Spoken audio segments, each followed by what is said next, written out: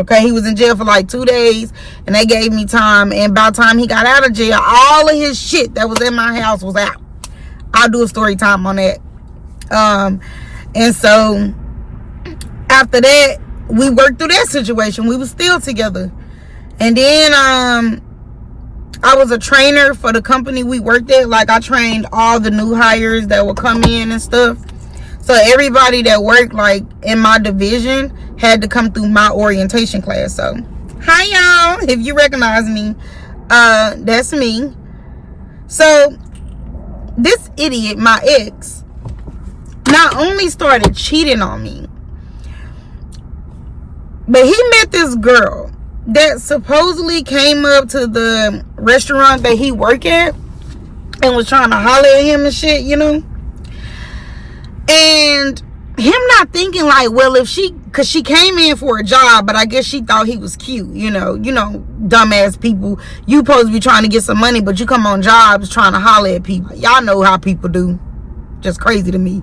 But anyways, so instead of him having on his mind like, nah, I'm good, shawty, you know, because for one, even though me and you got into it and we broke up, because this was his excuse, we broke up, nigga, your motherfucking shit is still at my house. Hello? And you trying to talk to a girl, well, she trying to talk to you or whatever, but either way, he told her that he was single, and that's how they exchanged numbers. And when I went through the iPad, I ended up recognizing the girl's name that he was talking to when I found out who phone number it was. And I remember seeing that girl name on my orientation list for new hires. And long story short on that, y'all, this idiot not thinking that, oh, this girl is gonna go through my ex-girl's orientation class, so let me not get at her now. Let me wait. Let me let her actually get in orientation, get the job, because she gonna be working at the store anyways, and then I'ma fuck with her, because he dumb. This is why niggas is stupid cheaters.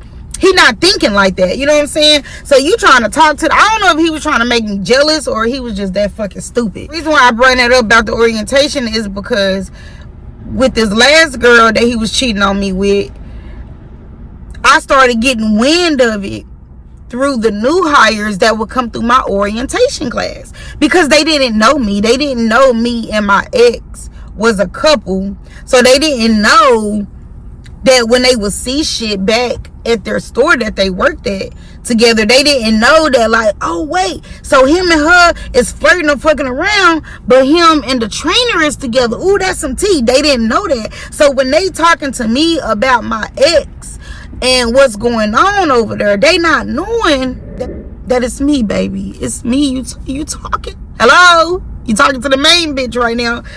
And so when I would confront my ex with the stuff, he would really act like the girl was delusional. You know, he would really act. And mind you, I have witnessed this girl flirt with him when I used to work at that store. I did not like this girl because at the time the girl was like 17 or 18. And she was one of them young girls that had a little body on her. So, you know, she gullible, naive, you know, light skin, big booty, 17. Just imagine, you know what I'm saying? Just gullible and not realizing, like, girl, by the time you 25, you're gonna be so fucking depressed from being wore out from heartbreak and shit. Like, girl, stop it, you know? Oh, mind you, my ex was like 26 at this time.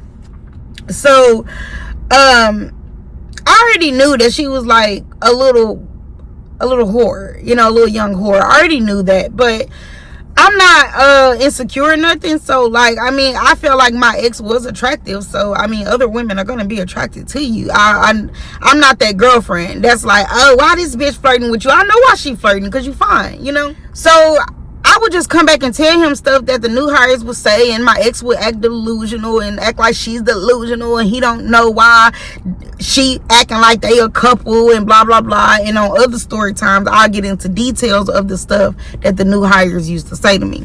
So it just didn't sit right in my spirit, y'all. It just did not fucking sit right in my spirit. And I caught him slipping one day. I caught my ex slipping, y'all. And I'll give y'all a story time on how I caught him slipping. And I found out that he indeed was talking to that girl. They did have something going on. And I caught them together. Like, I saw them in public together, y'all. So, yeah. And that is what God had to do to me, for me to let that man go. For me to completely try to get away from that man. Okay? I have so many juicy ass stories for y'all. So, just stay tuned. It's been 8 months since I seen with my own 2 eyes that the guy that I was dating for 3 years and living with for 2 of those 3 years, the guy that I had around my sons, the guy that built a relationship with my sons and got close to them, the guy that I helped literally get off his motherfucking feet, I saw with my own 2 eyes. God put me in the right place at the right time, y'all. And I saw them together. And it was just heartbreaking because this was 2 weeks after I saw what I saw on his phone. And I didn't say anything to him. And he never said nothing to me. He sensed that something was wrong with me. And what he did was took a shower in my house for the last motherfucking time. Called him an Uber or a Lyft. Put his clothes and his little shoes and stuff in his basket. Went downstairs, and I didn't see him again. He didn't say nothing to me. He didn't give a fuck about me or my kids. None of this. And I know he knew what I saw, because when he was in the shower, I tried to go through his phone again to see if he deleted it, and he had changed the passcode to his phone, y'all. He didn't know that I originally knew the passcode to his phone, because I just figured it out. But see, he was trying to be very careful. Even though I didn't know the passcode to his phone, he still made it a habit to keep his phone real clean. I'll have a whole backstory on how I figured out the password and all that.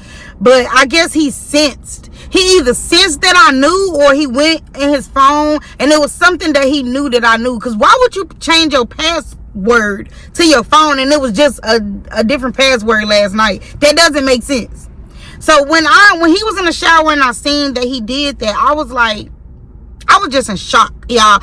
Like, if you've never been in shock, the way it feels when you're in shock, you can't say anything and you can't move. Like, you don't know, you know. He never said nothing to me, so I never like went to him and was like, so what's this in your phone? You talking to this bitch? You told me you weren't talking to her. I never did that. I never said nothing to him, y'all. I was just trying to process everything because I was so hurt and it was so shocking. I was just trying to process everything on how I'm going to talk to him about this. What am I going to say? And he never said nothing to me. He just left. And 2 weeks went by. And within those 2 weeks, he didn't reach out. He didn't say anything.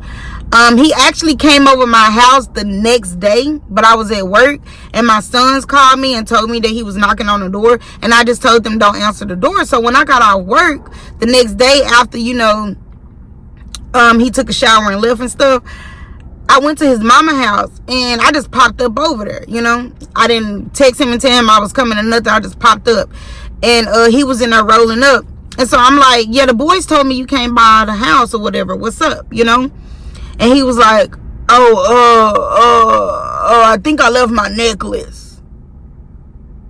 Nigga, you don't own not a piece of real jewelry. So even if you did leave your necklace, who gives a fuck?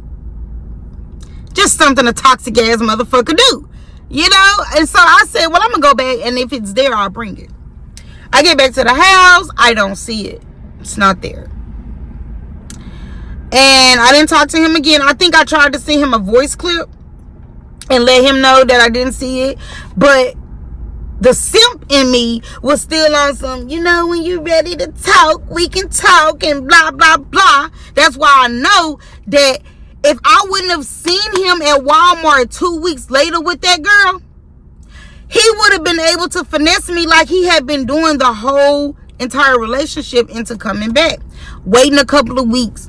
Waiting a couple of months. Reaching back out. Doing this, doing that. Fucking texting and calling from text now apps when you're blocked. Y'all know how the toxic motherfuckers do. And then you get to thinking about the good times and how you think they changed. And I know y'all done heard this before, because I heard it.